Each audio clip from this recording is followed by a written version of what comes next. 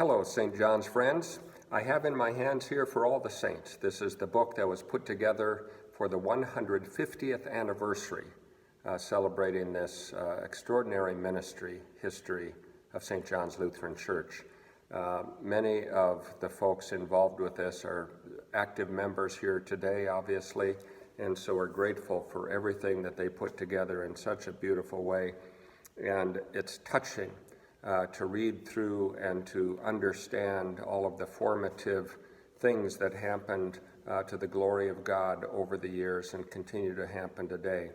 But one of those things that I think is worth looking at and building on and being inspired by is this story. Just gives you a glimpse of the sense of it. You can tell by the photograph, perhaps. It's a 1961 photo. And what this is about is a most unusual teen activity with young high school students here at St. John's in 1961. These young ladies decided to build a chapel in the basement of one of the girls' homes as a place to gather and talk about events in their lives and come together in fellowship. And one more thing, which I'll share in just a minute. But what these girls built wasn't just any small project. A ping pong table became a raised chancel floor. A piano crate became an altar. Lumber scraps were used to build a lectern, communion rail, and kneeling bench. The walls, ceiling, and floor all were painted, and altar hangings were created in colors appropriate to seasons of the church year. And so it took 6 months, and they called it St. Andrew's Chapel, and it was finished, and everyone who saw it was in awe. The Des Moines Tribune newspaper ran a feature article on it. A national magazine, Guidepost magazine, did as well.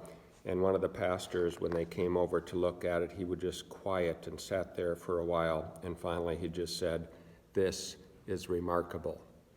Well, the piece that I skipped over earlier, the reason that they were interested in doing this, these young girls talked about, was to bring themselves closer to Christ.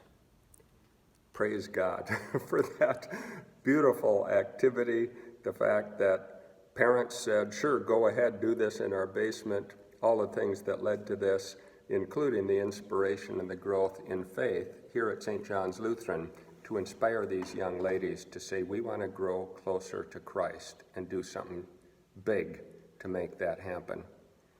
The season of Lent has begun, and this is a good time for all of us to decide what is something or what are those things that we could do during this time to draw closer to Christ. You may, but probably don't want to build a chapel in your basement, and that's okay. But think of something.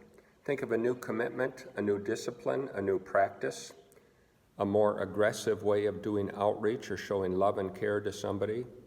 We have a special hunger appeal focus during this season, and perhaps you might decide that you can be more generous than you've ever imagined being before in order to feed the hungry.